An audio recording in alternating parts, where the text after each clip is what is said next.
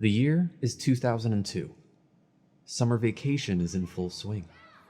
We crash through our door, stumbling over the pile of empty Sam's Club grape soda cans, vaulting over our computer chair to open the disk tray of our family computer. Excitement is a word that doesn't even come close to the sheer energetic joy we are overcome with as we load up the disk to install. Warcraft 3: The Reign of Chaos.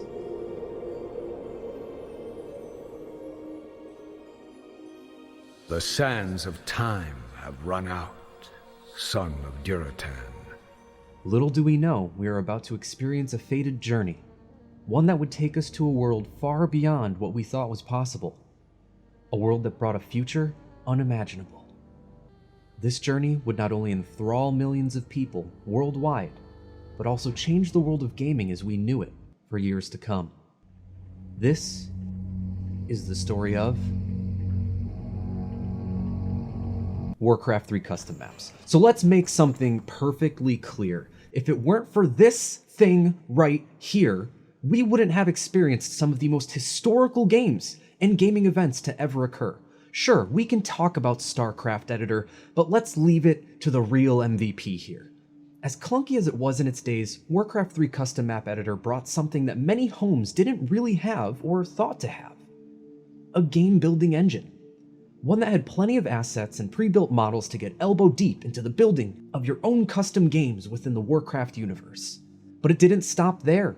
People familiar with modeling and texturing were also able to import custom models, textures, even sounds to tailor their maps to their own style or vision. And honestly, the closest thing I could relate this to in this day and age is, you guessed it, Roblox. Now I know what you're thinking. How the heck does this have anything to do with Roblox? Isn't that filled with a bunch of kids that were only playing weird, dumb games? How could that be anything like Warcraft 3 custom maps? Easy, at least for me. I was 14 when Warcraft 3 came out. And let me tell you how many summer days I lost to this amazingly accessible game. Countless. Ladder was fun, the RTS was fun, but the custom maps? That was a whole new bastion of gaming for me.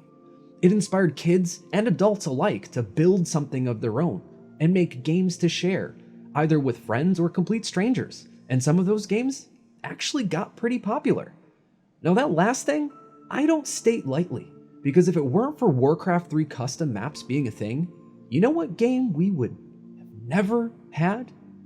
Defense of the Ancients, or as we all know it now, Dota. This game, derived from a Starcraft map, Aeon of Strife, was primarily led by the designer known as IceFrog, among other authors and designers, until Valve had acquired the rights to the idea in 2009. And the rest, as we say in the cliche world, is history.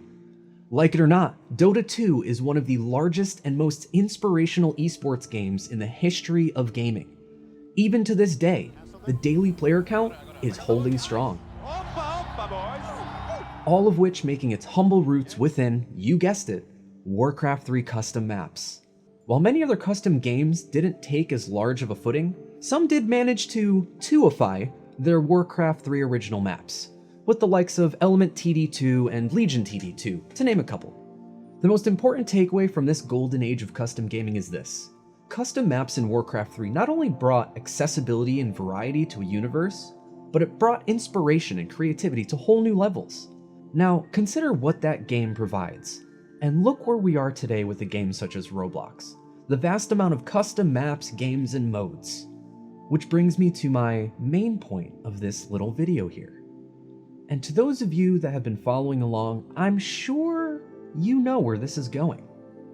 World of Warcraft needs custom maps. Now wait, hold on. I know, tall order, but is it?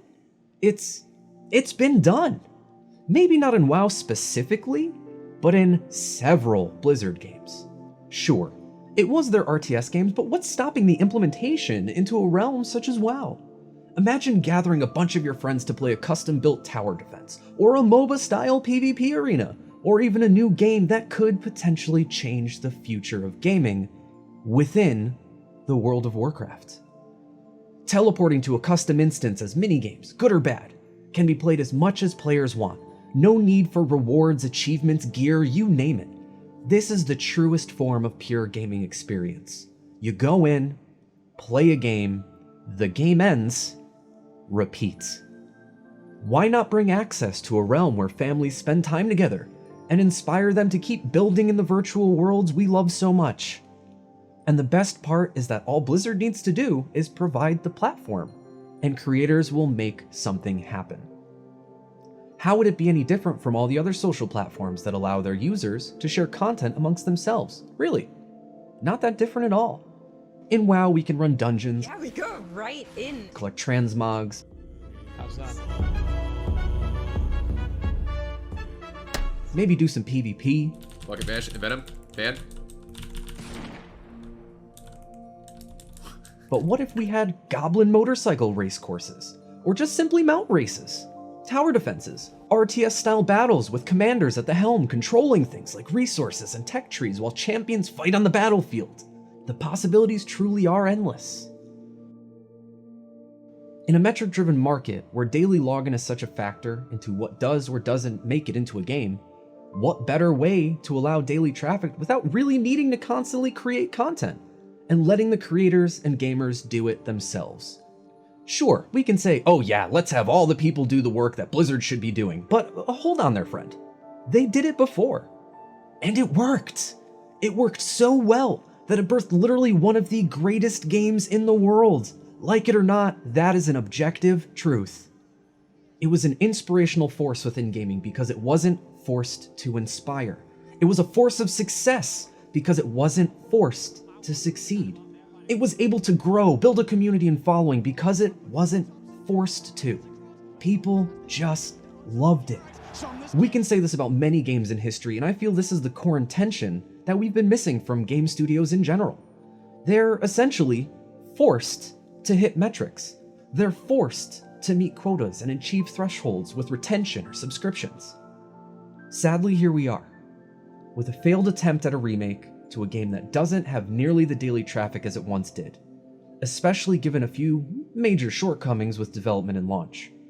But this is where I ask you, what if World of Warcraft had custom maps?